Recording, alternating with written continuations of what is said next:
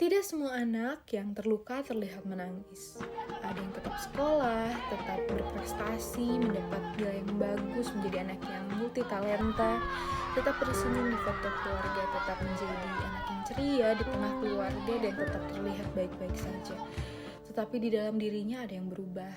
Ia belajar terlalu cepat bahwa dunia tidak selamanya aman, bahwa cinta bisa berjalan bersamaan dengan rasa sakit, dan rumah tidak selamanya menjadi tempat yang aman dan nyaman untuk pulang.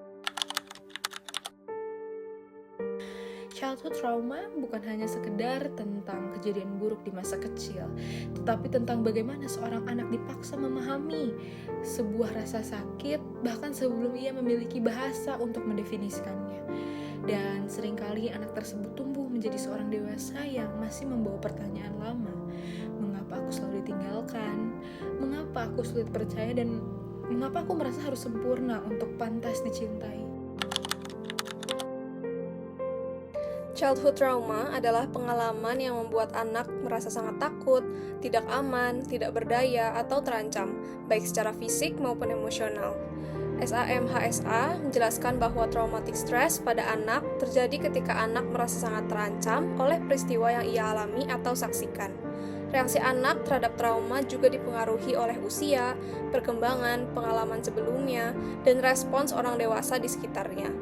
Jadi, trauma bukan hanya tentang apa yang terjadi, trauma juga tentang apa yang tidak terjadi setelahnya. Apakah anak itu dipercaya? Apakah ia dipeluk? Apakah ada orang dewasa yang berkata, "Kamu aman sekarang"? Atau justru ia disuruh diam, disalahkan, dianggap berlebihan, dan dibiarkan memahami semuanya sendirian? Di titik itulah luka terbentuk, bukan hanya karena peristiwanya, tetapi karena anak juga harus menanggung rasa takut tanpa perlindungan. Banyak orang mengira bahwa childhood trauma hanya berarti dipukul atau mengalami kekerasan yang berat.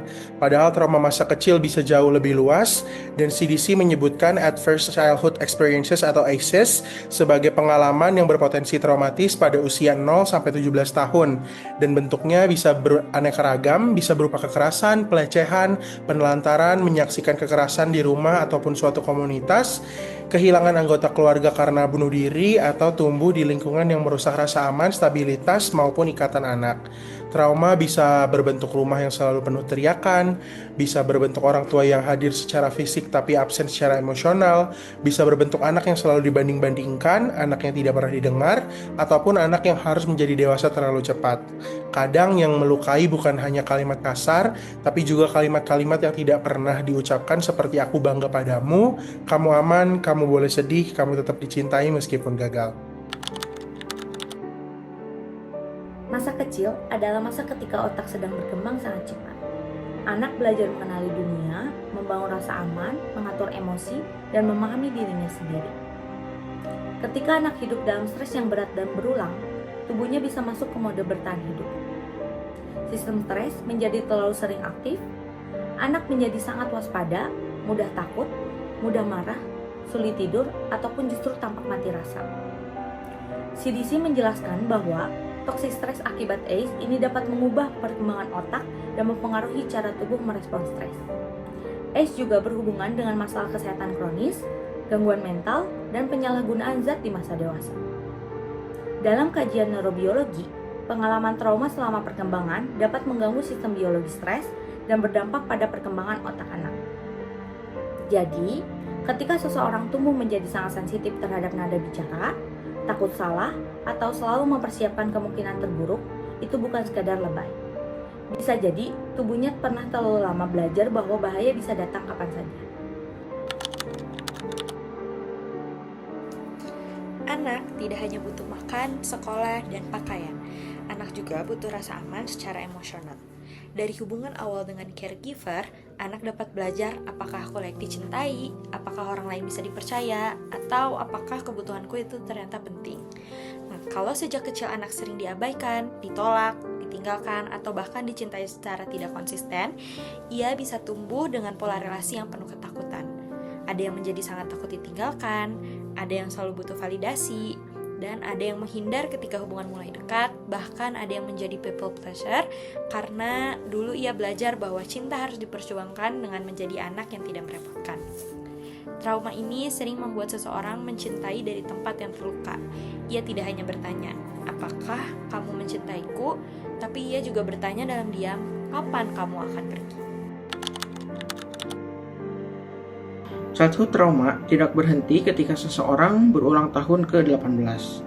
Studi ACE klasik oleh Felitti et al. Pada tahun 1998 menunjukkan adanya hubungan bertingkat antara jumlah pengalaman buruk masa kecil dengan berbagai resiko kesehatan dan perilaku di masa dewasa. Studi ini meneliti kategori seperti kekerasan psikologis, fisik, seksual, kekerasan terhadap ibu, serta tinggal dengan anggota keluarga yang mengalami penyalahgunaan zat, gangguan mental, bunuh diri, ataupun yang pernah dipenjara. Pada orang dengan 4 atau lebih kategori ACE ini, ditemukan peningkatan resiko berbagai masalah kesehatan dan perilaku dibandingkan mereka yang tidak memiliki ACE. Dampaknya bisa muncul sebagai depresi, kecemasan, gangguan tidur, penyalahgunaan zat, perilaku beresiko, kesulitan membangun hubungan sehat, hingga keluhan fisik yang kronis. National Child Traumatic Stress Network atau NCTSN juga menjelaskan bahwa anak dengan riwayat trauma kompleks dapat mengalami keluhan fisik berulang seperti sakit kepala ataupun sakit perut, dan orang dewasa dengan riwayat trauma masa kecil itu lebih banyak mengalami kondisi fisik yang kronis. Dengan kata lain, trauma ini bukan hanya tersimpan dalam ingatan, tetapi trauma juga bisa tersimpan dalam tubuh. Tidak semua orang yang mengalami childhood trauma ini terlihat rapuh. Ada yang justru terlihat paling kuat. Ada yang menjadi lebih perfeksionis, ada yang selalu sibuk, ada yang tidak bisa istirahat tanpa merasa bersalah, ada yang sulit meminta bantuan, dan juga ada yang tertawanya paling keras, tapi dia seseorang yang paling takut sendirian. Tanda-tanda yang bisa dilihat ini berupa mudah merasa bersalah, overthinking, sulit percaya kepada seseorang, takut mengecewakan orang lain, tidak nyaman dengan adanya konflik, sensitif juga terhadap perubahan ekspresi wajah seseorang, sulit untuk menerima pujian, ataupun merasa bahwa dirinya ini harus berguna agar tidak ditinggalkan oleh orang lain. Pada anak kecil, trauma ini bisa muncul sebagai regresi, sikap mudah menangis, sulit tidur, mimpi yang buruk, menjadi lebih agresif, menarik diri dari lingkungan sosial, sulit berkonsentrasi, atau justru memiliki keluhan fisik dengan penyebab medis yang tidak jelas. Berdasarkan dari NCTSN menjelaskan bahwa trauma masa kecil ini bisa mempengaruhi dari regulasi emosi seseorang, rasa aman, kemampuan belajar, perhatian, serta perkembangan dari otak anak tersebut. Jadi sebelum kita menilai seseorang bahwa orang ini terlalu sensitif, mungkin kita perlu bertanya kepada mereka, apakah ada hal yang pernah mereka alami dulu sehingga membuat tubuh mereka yang sekarang ini menjadi selalu waspada. Salah satu hal paling menyakitkan bagi penyintas trauma bukan hanya kejadian traumatisnya, tapi respons orang lain setelah ia bercerita. Kalimat seperti, "Itu kan sudah lama," "Orang lain lebih parah," "Kamu harusnya sudah move on," namanya juga orang tua, "Jangan buka aib keluarga," bisa membuat seseorang merasa lukanya itu tidak valid. Padahal, trauma-informed approach mengajarkan bahwa kita perlu memahami dampak trauma dan merespons dengan cara menciptakan rasa aman, kepercayaan, pilihan, kolaborasi, dan pemberdayaan. SAMHSA menekankan bahwa pendekatan trauma inform bukan hanya menanyakan apa yang salah denganmu, tetapi mencoba memahami apa yang pernah terjadi padamu. Kalau seseorang bercerita, kita tidak harus langsung memberi solusi. Kadang yang paling menyembuhkan itu adalah kehadiran yang tidak menghakimi. Kita bisa berkata, "Aku percaya kamu, kamu tidak berlebihan. Aku ikut sedih kamu mengalami itu. Terima kasih sudah percaya untuk cerita. Kamu tidak harus menghadapi ini sendirian." Karena bagi seseorang yang dulu tidak didengar, dipercaya bisa menjadi pengalaman yang sangat menyembuhkan. Healing dari childhood trauma bukan berarti melupakan semuanya. Healing berarti belajar bahwa masa lalu pernah membentuk kita. tapi tidak harus selamanya mengendalikan kita. Pulih bukan berarti tidak pernah trigger, pulih bukan berarti selalu kuat, pulih bukan berarti memaafkan semua orang dengan cepat. Pulih bisa dimulai dari mengenali emosi, membangun batasan, belajar berkata tidak, mencari relasi yang aman, menulis jurnal, memperbaiki pola tidur, merawat tubuh, dan mencari bantuan profesional ketika diperlukan. CDC menekankan bahwa AIDS dapat dicegah dan lingkungan yang aman, stabil, serta penuh dukungan dapat membantu anak dan keluarga berkembang lebih sehat. Artinya, pemulihan bukan hanya tanggung jawab individu. Pemulihan juga butuh keluarga, sekolah, tenaga kesehatan, komunitas, dan sistem yang lebih peka terhadap trauma. Karena anak yang terluka tidak hanya butuh nasihat, ia butuh ruang aman untuk akhirnya merasa aku tidak sedang dalam bahaya lagi. Mungkin banyak di dalam diri orang dewasa masih ada anak kecil yang menunggu untuk didengar.